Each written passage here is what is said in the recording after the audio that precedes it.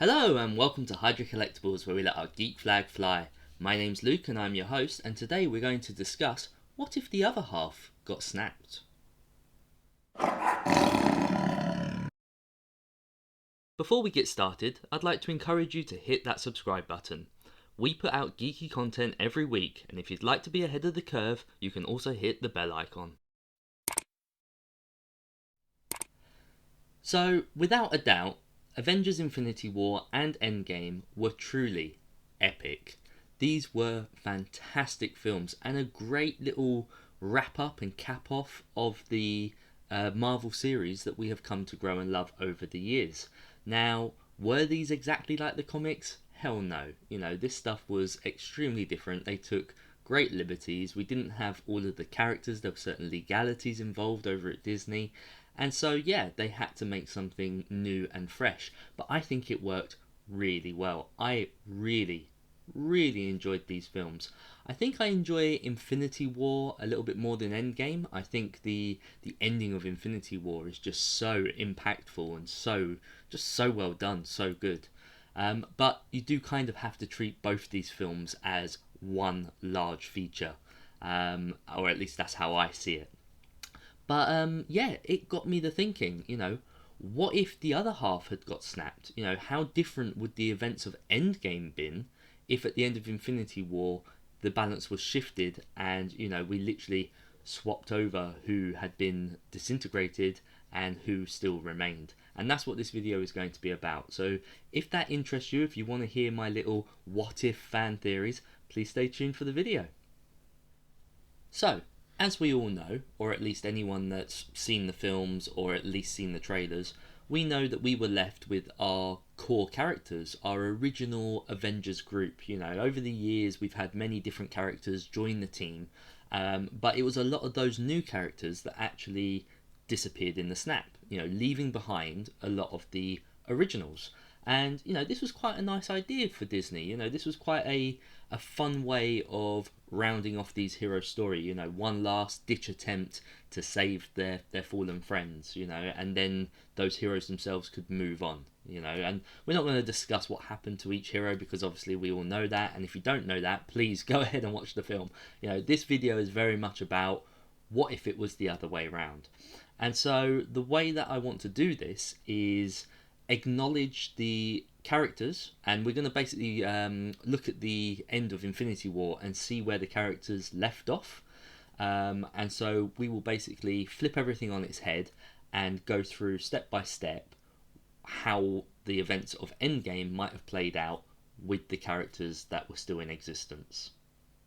So the first set of characters that I would like to acknowledge is those that were left on Titan.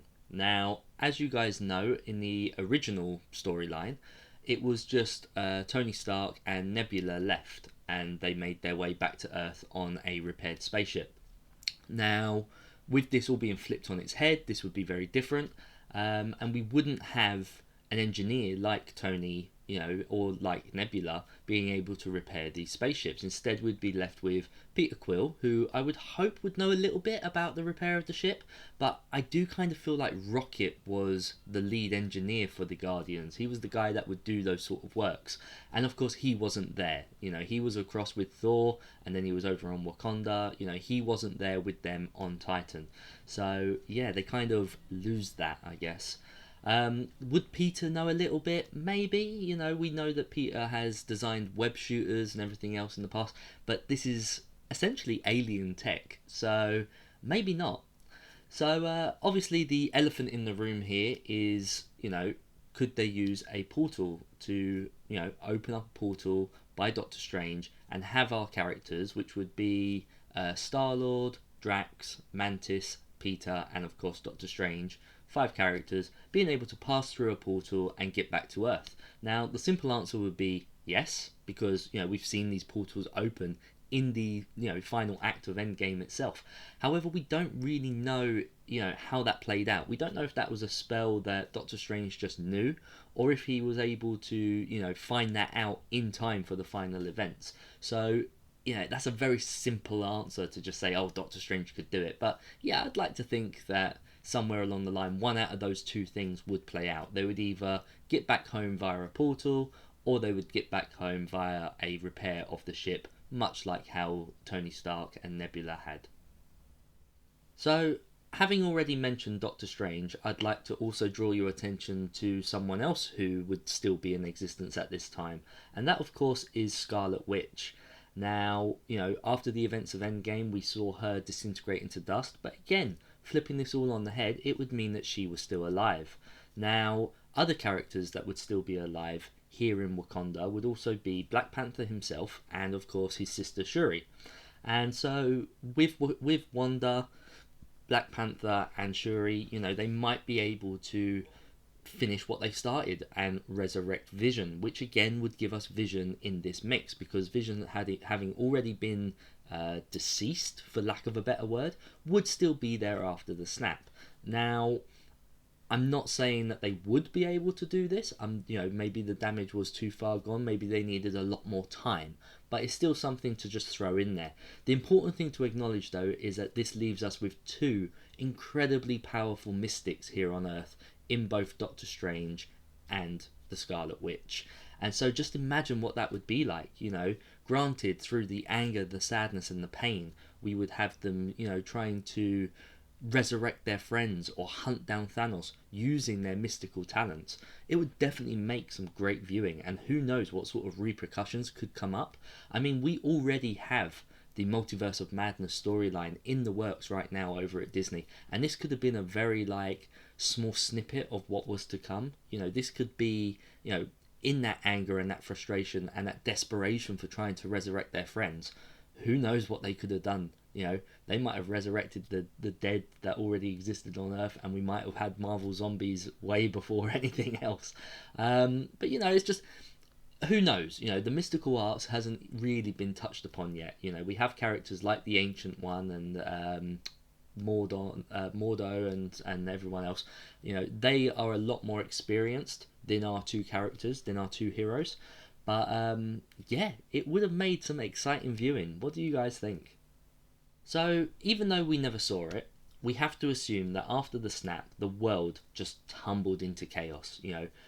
Millions of people would have lost loved ones, and the world just would have spiraled very quickly into some crazy apocalyptic desperation for answers.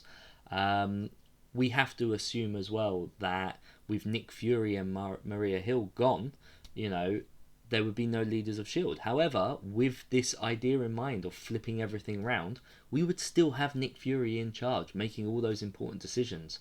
And even though, the majority of S.H.I.E.L.D. might have disappeared within the snap, he could deputize other people, civilians, round them up. He was a very charismatic character. He could be working with law enforcement, at the higher end, and really whip people back into shape, using their technology that they have in order to help the rest of the world. We had to see the Avengers struggling to do that. The Avengers on their little holographic screens when they were having their meeting, they're at various places around the world or indeed the galaxy, trying to maintain order. But obviously with something like S.H.I.E.L.D. that already existed, and with their leader still very much here, that would be a massive help in this scenario. So Nick Fury and Maria Hill, though small in terms of superheroes, play a really important part had they been around during this incident.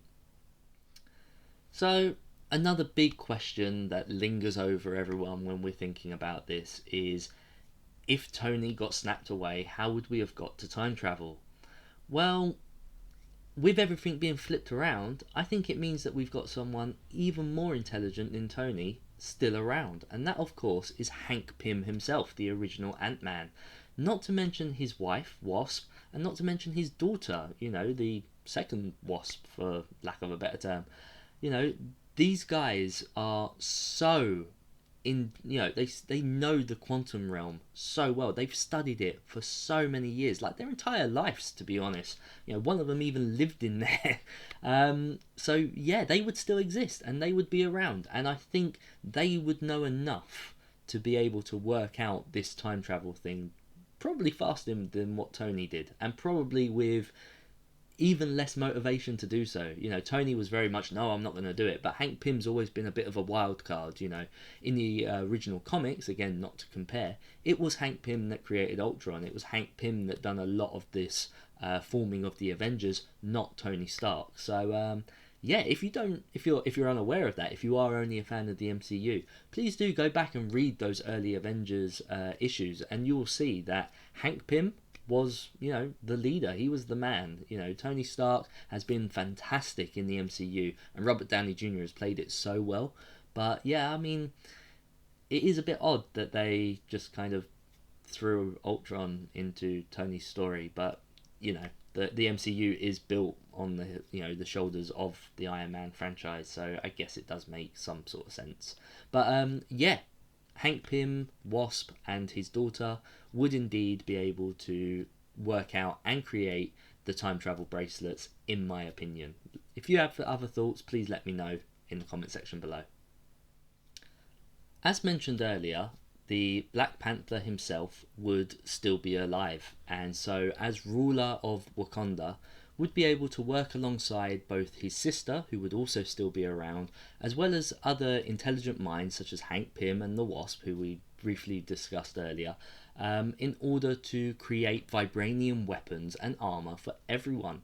And you know, this is something that, you know, you can't just forget about. You know, during this search for Thanos, during this search of resurrecting their lost friends, you know, these guys could be working behind the scenes to create the most powerful weapons that we have here on Earth, you know, for our soldiers, for our people, you know, so that when that final battle came, everyone was ready and everyone was at full advantage. I always wondered, you know, we saw Tony with like all of these different Iron Man suits, and yet he never made them for the other Avengers. Now I know it's what made him special, and I know, you know, the protocols allowed his friend Rhodey to get into a suit and become War Machine. You know, he purposely programmed that for the people that he cared about, hence why he's made a suit for his best friend Rhodey, for his protege, you know, Peter Parker, and of course his wife Pepper. But yeah, it just seems strange that he never done it for the rest of his friends. But yeah, I would feel like in an event such as this, you know, a big, you know, cataclysmic event of, you know, half the universe being snapped out of existence, I think that Wakanda would, you know, freely give up some of their vibranium to go to war and save their fallen comrades. I think it's a noble thing to do, and I can see those characters actually doing it. So, sticking with the characters of Wakanda, it would fall to Shuri, the Black Panther's sister, in order to build the nanotech Infinity Gauntlet that we originally saw Tony Stark build. Now, at the end of Black Panther, you know, they made an announcement that they were willing to share their technology with the rest of the world.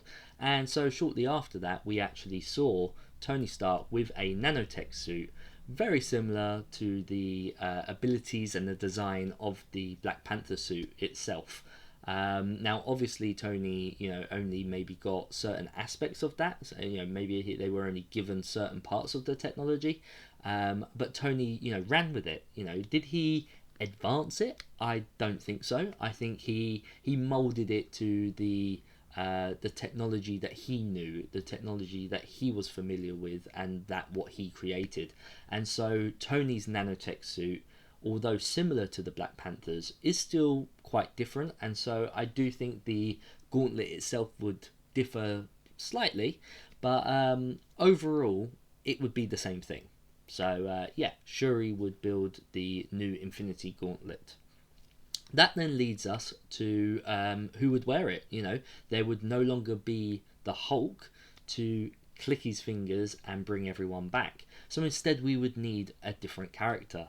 And here I would really like to see this character be Groot. You know, we've got all these other like godlike creatures, and I've always quite considered, you know, Groot to be that same sort of like tier. You know, he's such a lovable and kind soul, and we haven't really you know, old Groot, the, you know, big Groot, he's very much resemblance of a titan, you know, of a god, or at least a demigod in some way. And so yeah, I would love to see an adult Groot, because obviously at this time he was like teenage Groot. I'd like to, think that we could fast forward a little bit and show him more adult. So an adult Groot, with all this bark and everything all around him like he did before, but infused with the power from Doctor Strange and Scarlet Witch.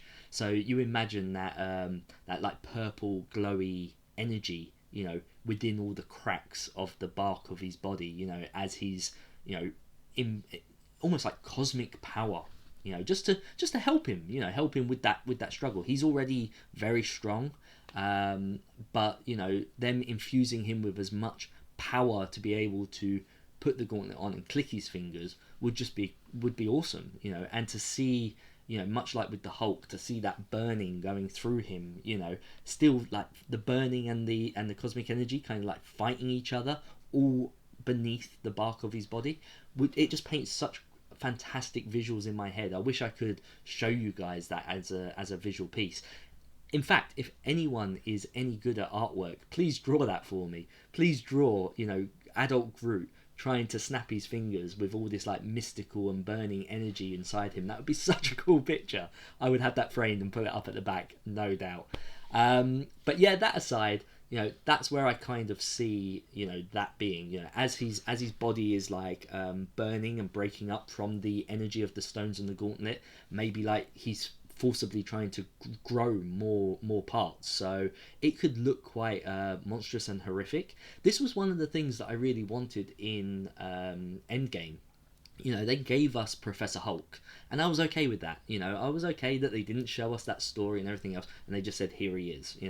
But what I wanted is when he was clicking that gauntlet, when he was clicking his fingers, I wanted to see that power surging through him and him having to forcibly, Hulk out. Give us a different form of the Hulk, maybe even the Immortal Hulk, give us something where, it burned away, it disintegrated, it destroyed Professor Hulk, and we ended up with a much more savage beast, and that just would have been it, and even at the end of that, when he clicked his fingers, you could have him pass out and we could all be like, oh my god, that was the most monstrous Hulk that we saw. And then, sure enough, when he comes back up again, he could just be Banner, and dealing with like Hulkbuster armor again. I don't mind, but just they should have given us something to make that a little bit more impactful, and I think Groot is a good stand-in for that Hulk character. Again, let me know your thoughts in the comment section below, because again, this is all just my fan theories, I guess, my what if fan theories. So yeah, I'm interested to see what you guys think. So that's how the standardized events would take place. That's how we would get time travel. That's how we would get the gauntlet. But, we have to think how we would get those Infinity Stones back. What teams would we have using that technology, and who would go back to where in order to retrieve the stones? Now, first up, we would have the Power Stone. And to me, you kind of need someone who is strong enough to be able to retrieve that. And I think that would have to be either Black Panther himself or Spiderman, because they have the nanotechnology suits in order to be able to, burst through that protective shield, that the protective guard, and retrieve that item. The suit could repair itself as it was, being sizzled and burnt, and they could reach in and grab it. We saw Nebula's hand get pretty burnt up from that, and we War Machine's armor was just standard Iron Man armor of that time. It wasn't one of the nanotech suits, so I do feel like that nanotechnology was needed to retrieve that Power Stone. Then I think we would have Bucky and Falcon go and retrieve the Mind Stone from Captain America. That would be the fight right there. We would have young Captain America literally turning and seeing his friend Bucky standing there in front of him. So, much like with the original where Captain America mentioned Bucky's name and it threw him off guard, imagine what actually seeing him would do, and then having Falcon swoop in and grab the case, etc. It's quite an easy thing to see, in my opinion. Next, I'd like to see the team that would go to Asgard, the team that would go seeking the ether, the reality stone. Now, obviously, we had the fun humour of Rocket and Thor in the original story, but I think we could still captivate that humour with two other characters, and I think those would be Starlord, Peter Quill, and of course Groot. I love the idea of Peter and Groot like kind of running around the buildings of Asgard. Peter may be making some crazy like Flash Gordon references or something silly like that, but they could be at the base of the castle, for lack of a better word, and Groot could be like extending his limbs, like just as how we've seen him do in previous films, extending those limbs all the way up the side of the castle until he can climb in through the window. And for comedy's sake, the characters themselves being down below wouldn't see this, but Groot could be like sifting through various things until he gets to something that he cannot move, and that item could of course be Mjolnir, the hammer, and he could actually lift it and move it out of the way so he could carry on. And that would like indicate to us that Groot was always worthy, but it would be played for laughs, and I think that would be a lot of good fun. And then of course he could like be extracting the ether from the two as they slept. Thor could be asleep next to Jane, and it could all just play out for comedy's sake. But I like that idea of just Groot's limbs going up the side of the building and working their way through the room, and just lifting that hammer just out of the way. It's an inconvenience, just move it out of the way. I think that would work really well, and again it would add a lot of that fun and humour to the story. The next two stones I think are somewhat boring answers. I think the Space Stone could literally just be picked up by Nick Fury and Maria Hill. Like, I think they could literally just turn up at those events and just thank you very much and take the stone and leave. And then the Soul Stone, the ancient one could be doing her studies, her martial arts, whatever it was that she was doing, up on the balcony, and sure enough, Doctor Strange could land in front of her, again, multiple years before they ever were to meet, and literally just ask for the stone. She knows that he is the best of them, and having him just appear in front of her, I don't think she's going to question that. So again, not the most exciting of answers, but that is how they would get those stones. The only one that I'm not too sure about is the Soul Stone, because who would give up who? And it always made me laugh that we actually had like Natasha and Clint go there, because imagine if that was Thor and Rocket, or imagine if that was Nebula and War Machine. These characters don't care about each other, so how would it have played out? Would they have just like sacrificed them and been like, yeah, give me the stone? Or would it have even worked that way? You have to sacrifice something that you love, and if they don't love each other, how is that going to play out? How is that going to work? It just seemed very plot convenient that it happened to be those two characters. So I'm not entirely sure with that. I mean, obviously you could have like Hank Pym go there and have to sacrifice his wife, having just got her back from the quantum realm. Maybe having to sacrifice his daughter, which I don't think he would do. But who knows? It's an interesting concept, because that whole having to make a sacrifice is a big thing. And for me, that was a large part of why I kind of felt like Thanos deserved to win. He was willing to give up that sacrifice for the thing that he believed in. He was sacrificing one for the sake of many. Now, I know there are a lot of issues with Thanos, mass murder and his overall plan. I don't think he really thought it through, where it was all life, including like plants and animals and everything else. So again, you're not really helping the balance with food, etc. So there were other issues with Thanos, but overall, he, again, for lack of a better word, he deserved to win based on what he was willing to sacrifice in order to do so. And so I don't say those words lightly, but the Soul Stone is an interesting one. That's probably the only stone that I'm not 100% convinced on how I know it would play out with this new team. So there you have it. That is my fan fiction / fan theory on the what if scenario of what if the other half were snapped. Do you agree with these choices? Do you agree with these plots that I have created? Is there anything that you would play differently, or characters that you would switch around? Let me know in the comment section below. I think this will be a fantastic discussion to have. I really enjoyed coming up with this idea. I sat there for many nights just like working out the different scenarios that played out in the original film, and you know, I wanted to very much make it an ensemble piece and use everyone that was available, because it's very easy just to say, oh, let the mystics deal with that. You know, Scarlet Witch and Doctor Strange, they could do it all. But you know, it was great fun to actually like pick and choose and work out the different abilities that were available, and we were left with quite a handful. I think there was a reason that they, you know, got rid of certain characters, because they were a bit OP for the scenario. But yeah, I loved it. So, with that in mind, if you haven't already hit that subscribe button, please do so. It goes a long way to helping the channel grow. Please like and share the video. I'd love to get more like-minded people like your good selves over here at Hydra HQ checking out this content on a weekly basis. Our release day has changed. We used to be on Fridays, we're now on Tuesdays.